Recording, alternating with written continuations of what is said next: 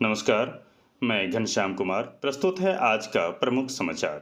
एक बातचीत के क्रम में भारत के विदेश मंत्री डॉक्टर एस जयशंकर ने कहा कि क्या रूस ने हमें कभी कोई नुकसान पहुंचाया है। भारत और रूस के रिश्तों पर बातचीत करते हुए डॉक्टर एस जयशंकर ने कहा कि भारत और रूस दोनों ने एक दूसरे के हितों का ख्याल रखने के लिए हमेशा अतिरिक्त सावधानी बरती है। इसलिए मुझे लगता है कि हमें यह आत्मविश्वास रखना चाहिए कि हम आगे इसी प्रकार बढ़ते रहेंगे।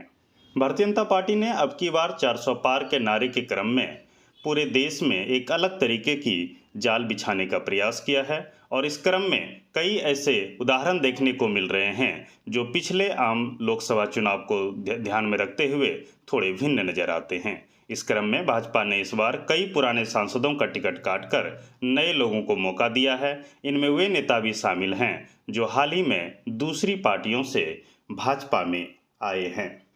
पंखे से लटककर जज ने खुदकुशी कर ली, इस तरह के भी हैरान करने वाली खबर सामने आई है। इस क्रम में हैदराबाद में एक आबकारी जज ने पत्नी से मामूली झगड़े के बाद खुदकुशी कर ली। जानकारी के मुताबिक 36 वर्षीय जज मणिकांत ने पत्नी से झगड़े की वजह से यह कदम उठाया है। परिवार के सामने सेक्स लाइफ की बात करना, पति को नपुंसक कहना एक क्रूरता है। दिया स्टेटमेंट दिल्ली हाई कोर्ट की ओर से आया है। इस क्रम में थोड़ी सी और विस्तार से अगर समझें तो आईवीएफ प्रक्रिया से 2 बार गुजरने के बाद भी दोनों को संतान नहीं हो रही थी, जिसके चलते मतभेद शुरू हो गए। पति का आरोप है कि पत्नी लगातार सभी के सामने उसे नपुंसक कहकर अपमानित करती थी। खबर पश्चिम बंगाल से, जिसे शेख शाहजहां ने घाव दिए, वो महिला अब लोकसभा चुनाव लड़ेगी। यह बीजेपी उम्मीदवार होंगे जिसका नाम है रेखा पात्रा। बसीरहाट सीट पर भाजपा ने संदेश खाली यौन उत्पीड़न मामले की चेहरा रही रेखा पात्रा को टिकट दिया है। संदेश खाली बसीरहाट के ही अंतर्गत आता है। रेखा ने शेख शाहजहां के खिलाफ आवाज बुलंद की थी।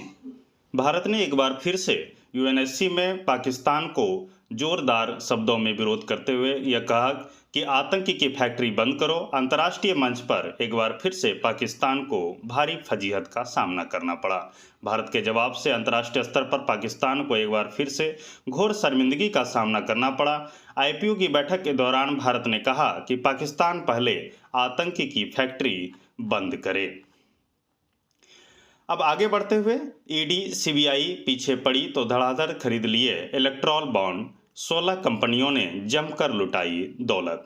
एक रिपोर्ट के मुताबिक इलेक्ट्रॉल बॉन्ड खरीदने वाली 26 ऐसी कंपनियां हैं जो कि जांच एजेंसियों के रडार पर थी। इनमें से 16 कंपनियों ने एक्शन के बाद बॉन्ड खरीदने में तेजी दिखाई।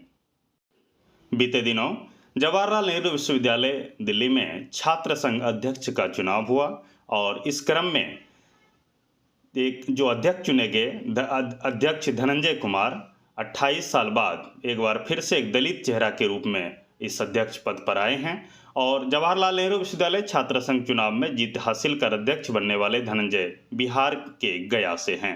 खास बात यह है कि 28 साल बाद जो कि एक दलित छात्र संघ से एक दलित चेहरा के रूप में उभर कर आया है। दिल्ली में सांप्रदायिक तनाव, एक टीचर की गंदी करतूत से होली पर बिगड़ा पूरा माहौल। पूरी तरीके से ताबड़तोड़ दिल्ली के पांडव नगर इलाके में शनिवार को 4 वर्षीय मासूम से दुष्कर्म के बाद इलाके में तनाव का माहौल है। गुस्साए लोगों ने गाड़ियां भी तोड़ दी। माहौल को देखते हुए इलाके में सुरक्षा व्यवस्था बढ़ा दी गई है।